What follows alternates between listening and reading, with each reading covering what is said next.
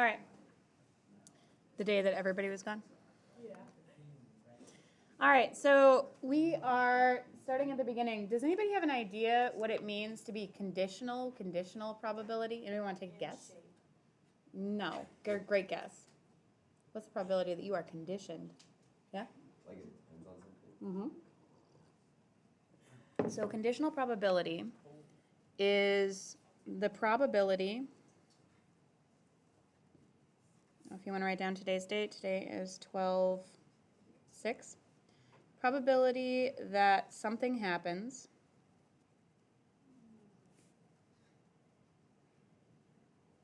given that something else already happened.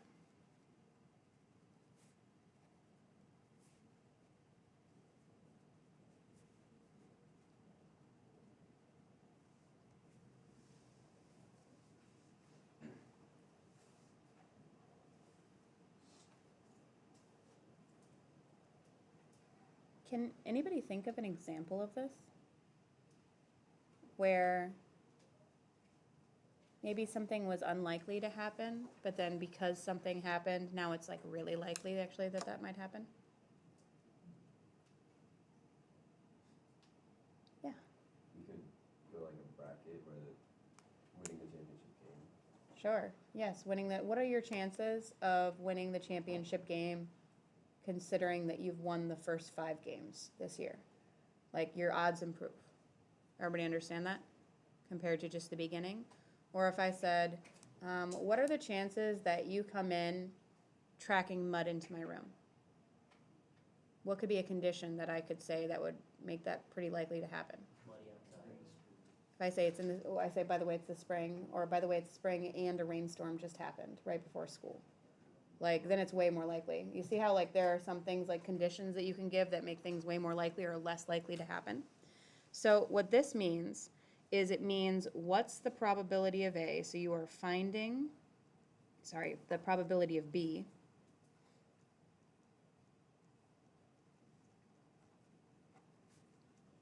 Given that A already happened.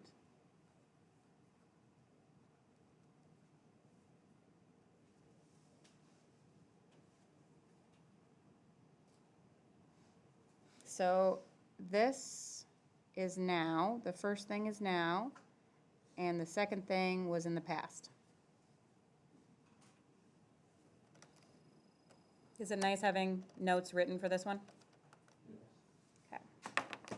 All right, 2 cards are selected in sequence from, should we say from, a standard deck. Find the probability that the second card is a queen given that the first card is a king. Assume the king is not replaced. That's really important. Assume that the king is not replaced. Okay. So what are your chances that the first card was a king?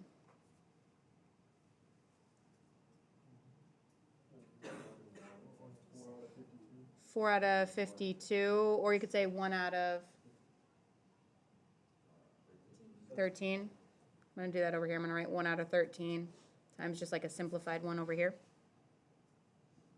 Okay, then what are your chances that the second card is a queen, given that you threw the king away? So imagine that I got like the king of spades, and then I threw it out in the hallway. Okay, and then I fan the cards out again and say, what are your chances of picking a queen now?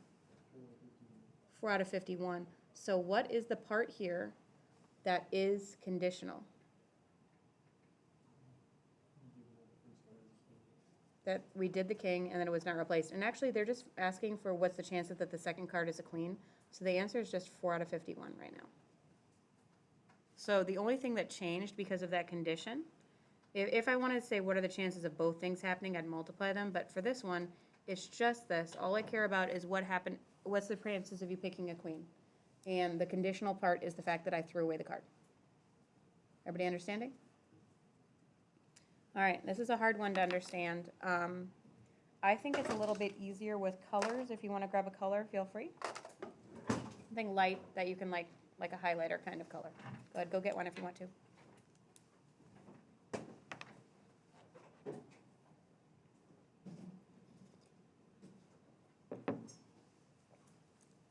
Okay, so this is a study where they looked at children.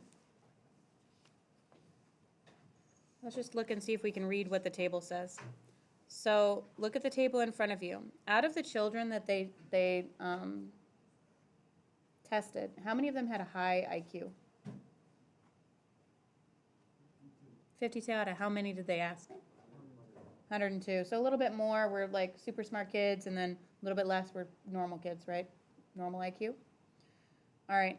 How many of the kids that had a high IQ was the gene present in? 33 out of how many kids who had a high IQ? Out of 52. Okay, so what it's saying is find the probability that a child has a high IQ given that the child has the gene. So what I want you to do is really underline that given that the child has the gene. And then you're going to highlight just this column. All I care about is this column. Nothing else in the rest of the table matters. Because we know that the kid has the gene, right? Okay, so now what are the chances of a kid having a high IQ? Only look at the blue. 33 over 72. Yep.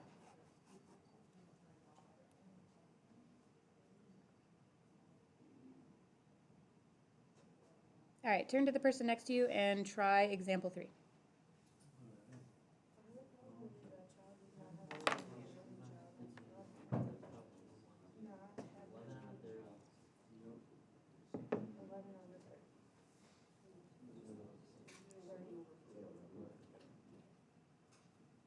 Now careful here, everybody. I'm hearing a lot of answers that are not right. So look up. Look up. What's the given thing this time? That there's a normal IQ. So think about what you would highlight. The only thing we care about is this normal IQ row.